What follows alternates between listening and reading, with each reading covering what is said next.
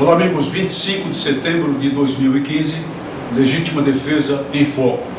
Certamente já sabem que a sessão da comissão especial destinada a aprovar ou não o parecer do deputado Laudívio Carvalho sobre o projeto de lei 3.722/2012, o projeto Peninha, marcada para ontem, às 10 horas, na Câmara dos Deputados, não aconteceu. E dessa vez nem chegou a se instalar, foi cancelada.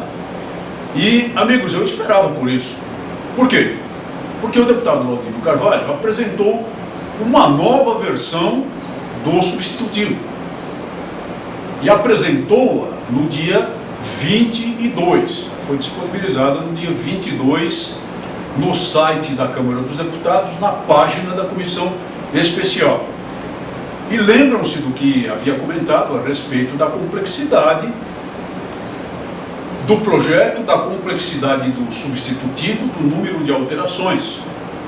Pois bem, dessa vez foram nada menos do que 82 dispositivos alterados em relação à versão anterior.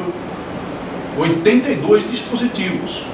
Naquela segunda versão foram 130, uma contagem um pouco aproximada. Foram aproximadamente 130 dispositivos alterados. Então são muitas alterações, e alterações muitas vezes, a maior parte das vezes até, em caráter de profundidade, modificações substanciais, o que dificulta, evidentemente, a análise por parte dos membros da comissão. Eu acredito que o cancelamento tenha sido exatamente devido à pressão dos próprios membros da comissão que clamavam por maior tempo, por mais tempo, para analisar o novo substitutivo. Então, voltando à história, voltando à cronologia e à matemática dessas leis. A atual lei, o infame Estatuto do Desarmamento, tem 37 artigos apenas. O projeto inicial, a forma como foi apresentado pelo deputado Peninha, tinha 78 artigos, mais do que o dobro da lei original. O primeiro substitutivo tinha 117 artigos. O segundo substitutivo pulou para 144 artigos. E esse novo substitutivo, embora tenha mantido o número de 144 artigos, por uma articulação bastante inteligente feita nesse sentido com as modificações, na verdade, repito, apresentou 82 modificações, 82 dispositivos modificados. Matéria muito complexa, que ainda está no texto com problemas até de coerência interna, até de colidência de dispositivos, conforme vamos comentar aqui pelo menos um, extremamente importante. E precisa de uma revisão completa, estrutural. E é uma revisão até gramatical, porque há muitos problemas gramaticais no atual texto.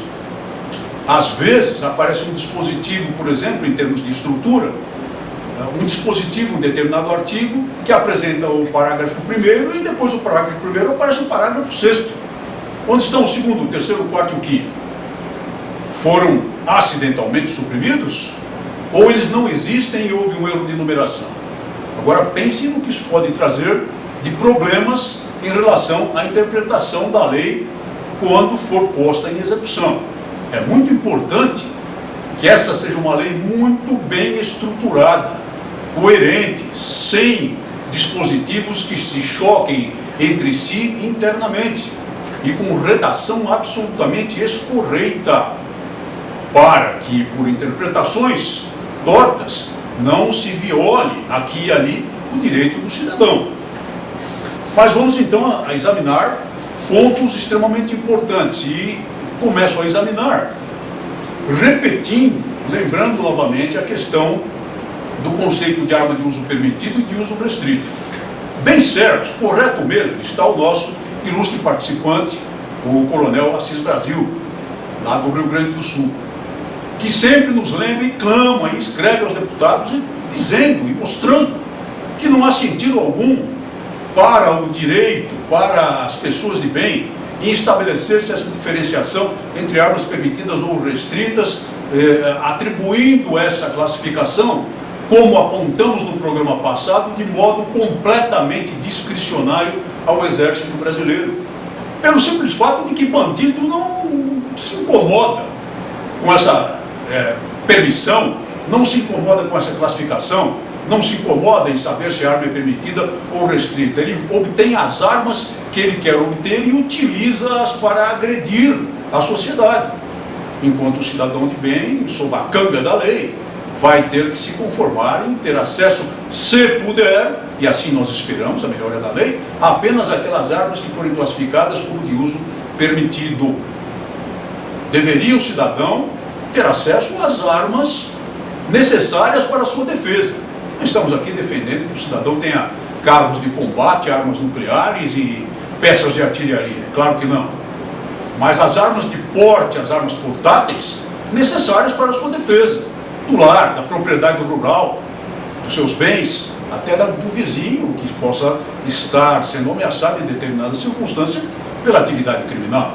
É muito coerente a posição do Assis Brasil. No entanto, o novo substitutivo mantém no artigo 6º, inciso 3º e 4º, os dois conceitos de arma de uso permitido ou restrito, embora haja melhorado, no nosso entender, o conceito de armas de uso restrito, tornado menos engessado o conceito de armas de uso restrito.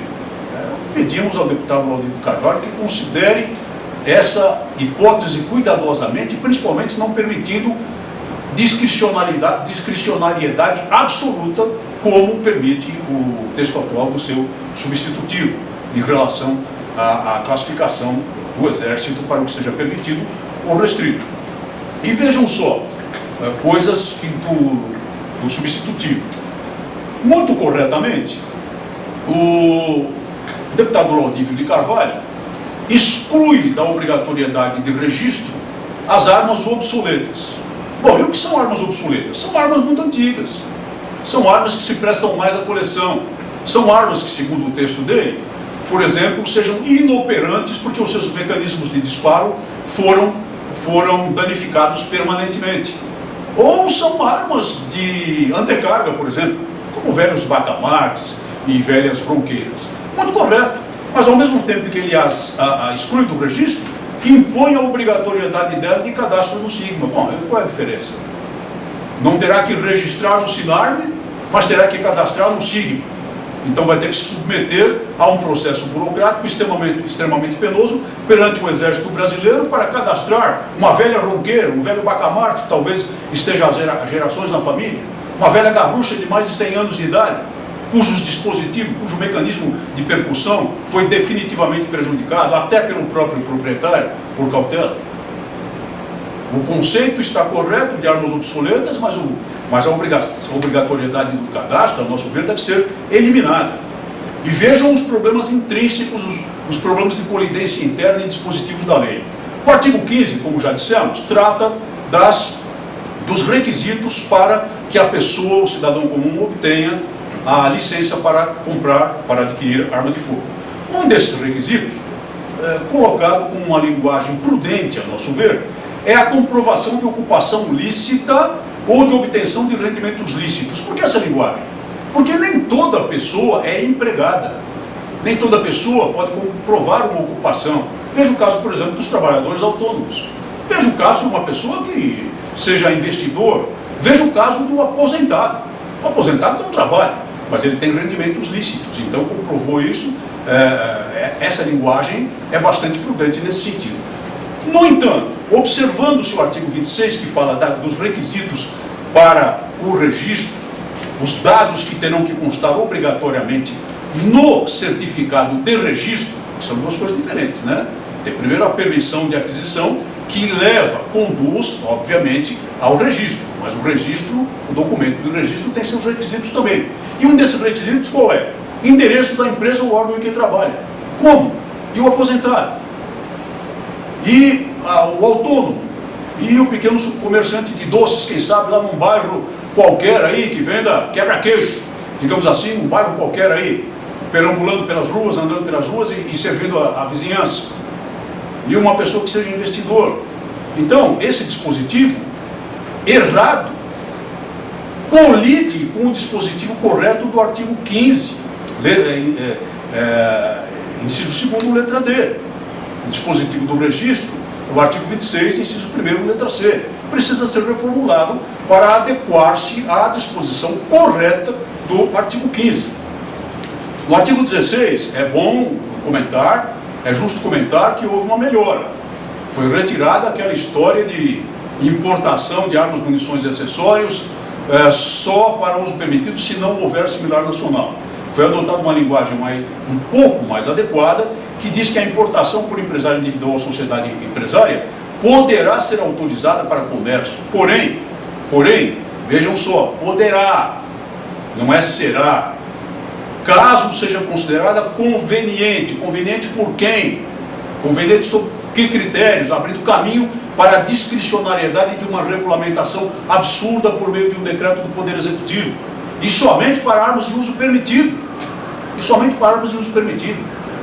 Ou seja, mesmo que se consiga manter a importação, nos termos atuais, de pistolas 380, não se poderá importar, digamos, pistolas 9mm, porque a lei veda esse tipo de importação e só a admite para as armas de uso permitido. Estou falando da atual regulamentação, que esperamos seja flexibilizada. Esse é um dispositivo que poderia ser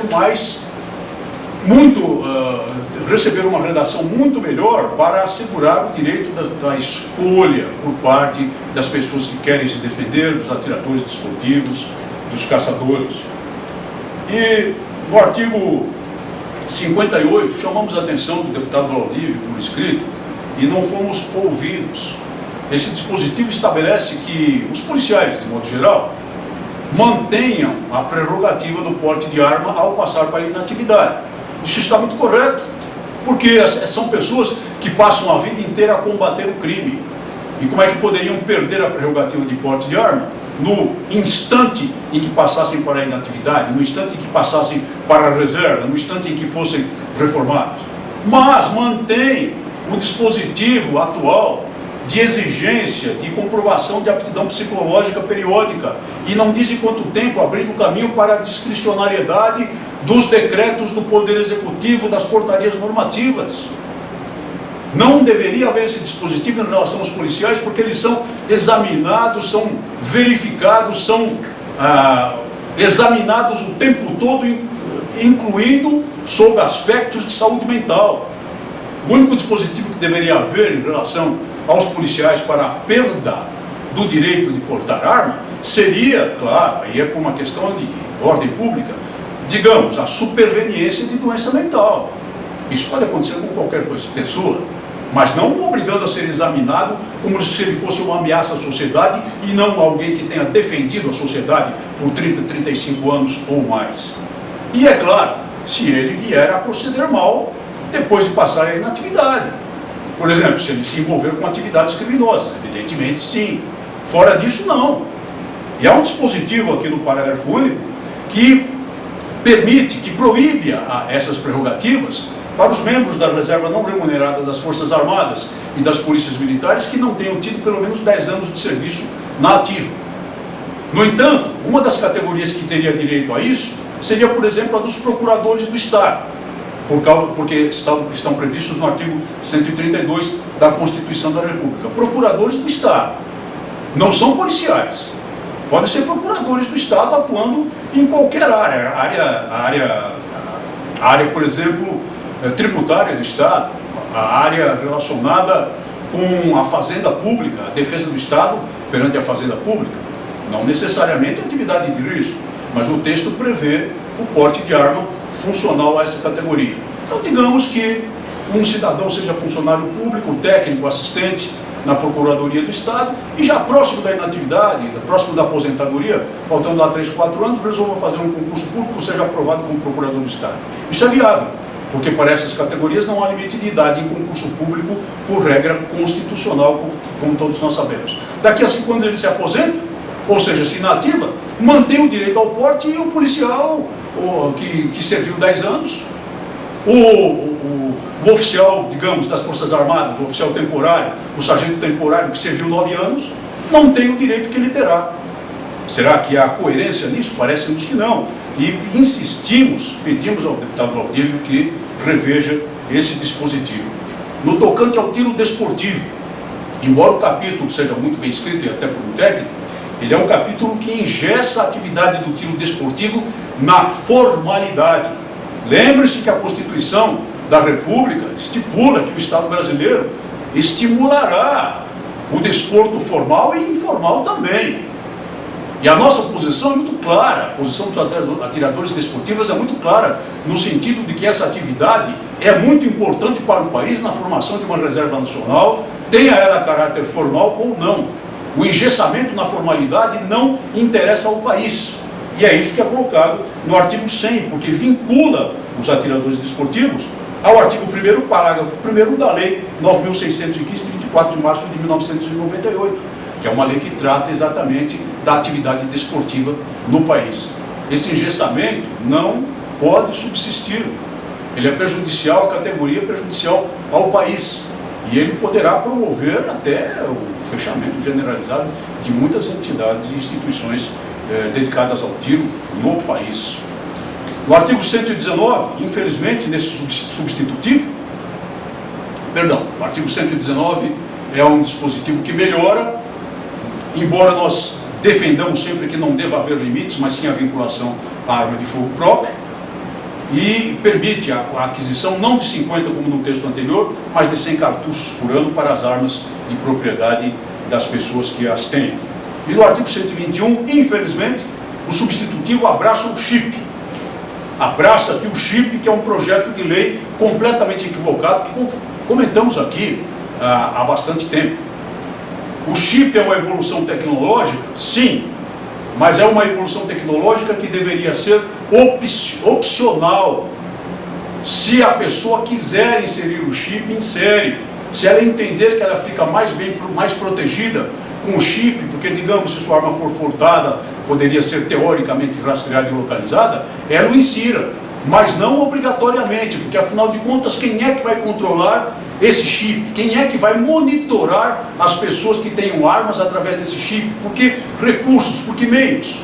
É isso que preocupa a vida privada, a inviolabilidade de certos direitos constitucionais.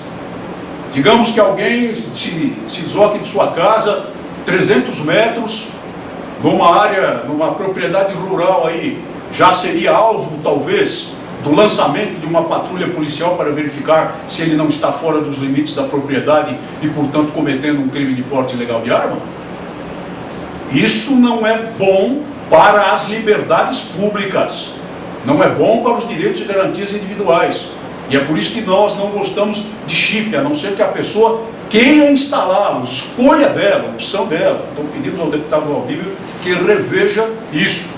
Vejam que são pontos levantados, pontos importantes, pontos levantados no novo texto ou no texto da versão anterior, a merecer uma reflexão profunda e muito urgente do relator, ilustre deputado Valdívio Carvalho, para que ele cumpra o objetivo que nós sabemos que ele tem, de apresentar ao país, de oferecer ao país o melhor texto possível para uma lei de armas, de modo que, com os ganhos que já apontamos aqui, não haja outras tantas perdas e tão importantes que possam vir até a piorar a vida da pessoa comum, da pessoa de bem, que deseja ter armas para a sua defesa, cumpridos os requisitos da lei, e para as nobres categorias que utilizam armas do país, os atiradores desportivos, os caçadores, os colecionadores. Vamos apresentar por escrito ao deputado Valdívio Carvalho as nossas preocupações todas em cima do novo dispositivo, do novo substitutivo dele. Muito obrigado por sua atenção e até o nosso próximo programa.